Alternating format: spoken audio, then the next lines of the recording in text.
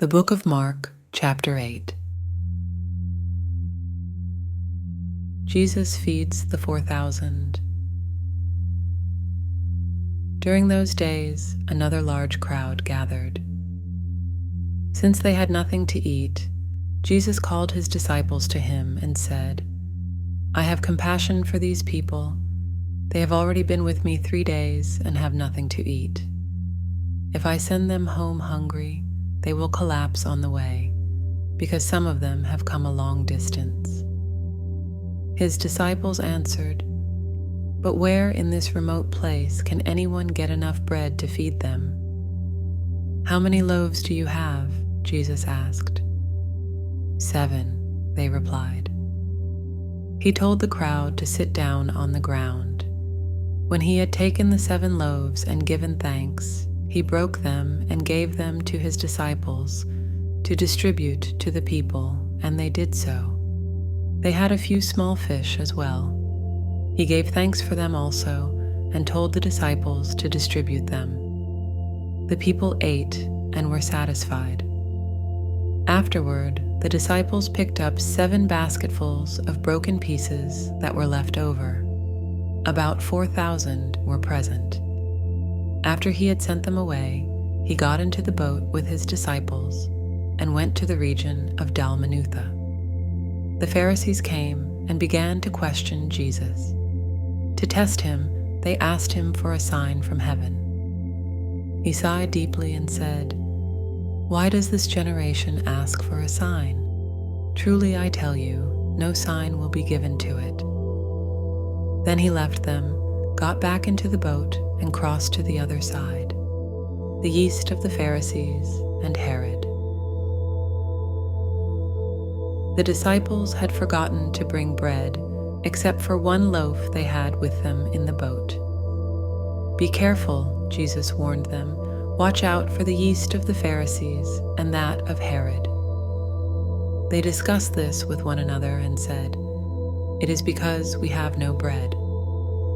Aware of their discussion, Jesus asked them, "Why are you talking about having no bread? Do you still not see or understand? Are your hearts hardened? Do you have eyes but fail to see, and ears but fail to hear? And don't you remember? When I broke the 5 loaves for the 5,000, how many basketfuls of pieces did you pick up?" 12, they replied. "And when I broke the 7 loaves for the 4,000, how many basketfuls of pieces did you pick up?" They answered, 7.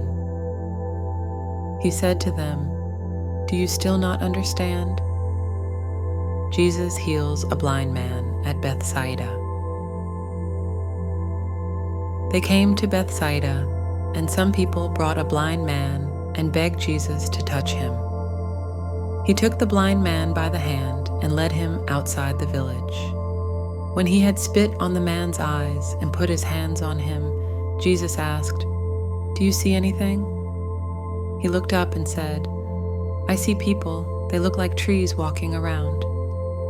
Once more, Jesus put his hands on the man's eyes. Then his eyes were opened, his sight was restored, and he saw everything clearly.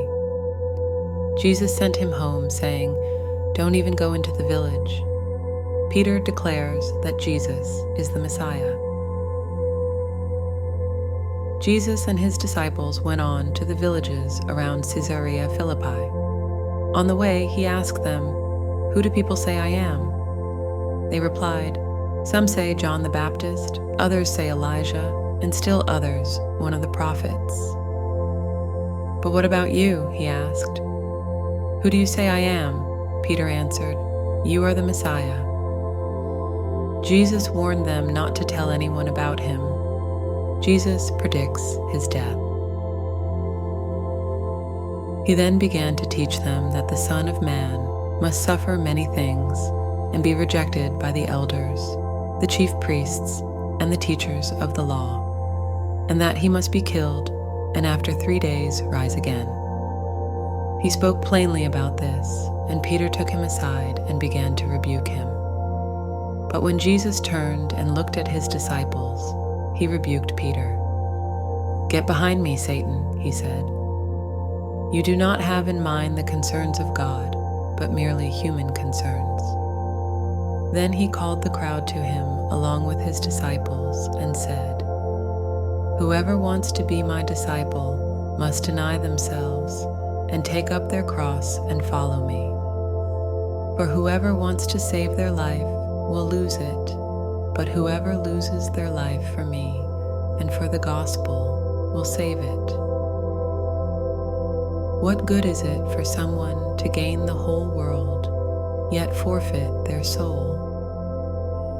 Or what can anyone give in exchange for their soul? If anyone is ashamed of me and my words in this adulterous and sinful generation, the Son of Man will be ashamed of them when he comes in his Father's glory with the holy angels."